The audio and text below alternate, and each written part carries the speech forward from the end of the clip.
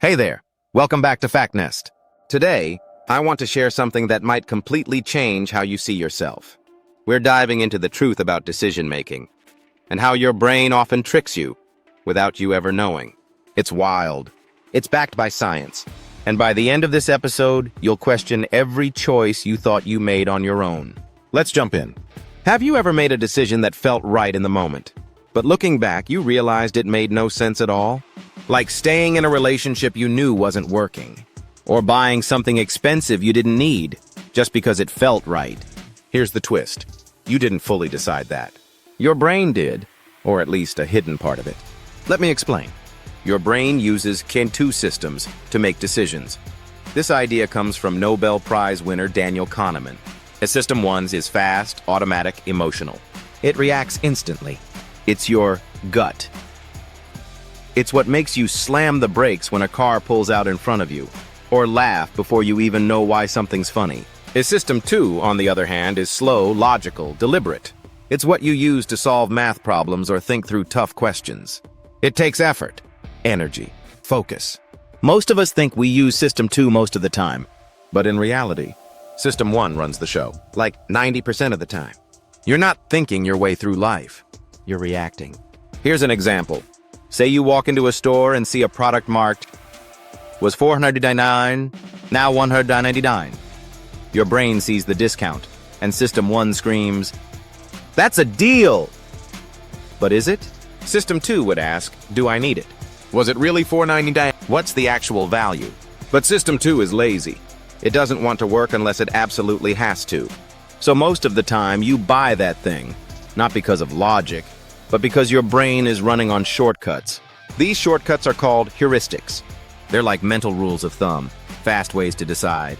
And they often work, but sometimes they lead to cognitive biases. Here are a few of the worst ones. Confirmation bias. You only believe what supports your current opinion. Everything else, you ignore. Anchoring bias.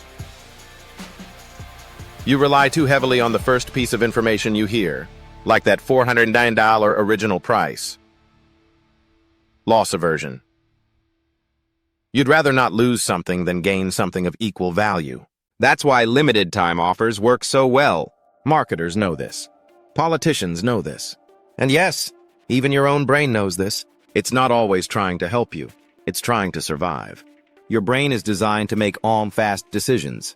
Because back when we were running from predators, fast meant alive. But today, fast can mean wrong. Let's take it deeper. Studies show that we often make decisions at first, and only justify them later. One famous study asked participants to choose between two identical items. They chose one. Then the researchers secretly swapped the choice and gave them the other one. Most people didn't even notice, and still explained why they liked it. Your brain literally makes up reasons after the fact. It doesn't want to admit it didn't know. That's not stupidity. That's how we're wired. Oh. And while we're here, if your brain is currently screaming, "This is blowing my mind," show it some love. Hit that like button, subscribe for more facts like this, and send this to your overthinking friend who swears they're always logical. Now let's keep going. Your mood also plays a huge role in decision-making. Did you know that people make riskier decisions when they're angry, and more conservative ones when they're sad? Or that judges give harsher sentences before lunch than after? Sleep, hunger, stress, even your body posture can influence how you decide. That means you're never fully neutral. You're always making decisions in a context, a storm of emotions, memories, and mental shortcuts. Now let's get even weirder. There's a part of your brain called the insula. It handles pain, emotion, and empathy. It lights up before you make a tough decision. That means you're feeling before you're thinking. There's also the anterior cingulate cortex. It detects conflict. When you hesitate, when something feels off, it flares up. Your brain isn't just calculating.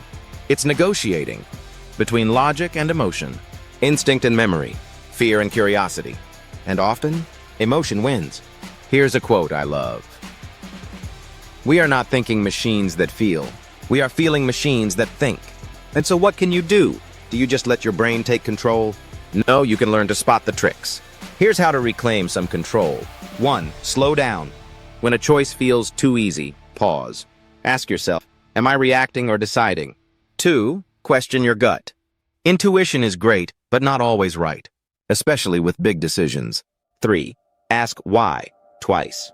Why am I doing this? And why do I think that? 4. Create space. When you're tired, hungry, or stressed, don't decide. Postpone it. Awareness is your superpower. Once you see the tricks, you're already winning. Let's recap what we learned. Your brain runs on 2 systems: fast, emotional, and slow, logical. Most of your decisions are made by System 1, without you knowing.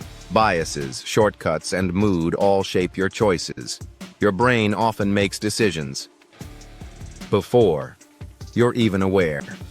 But with awareness, you can take back control.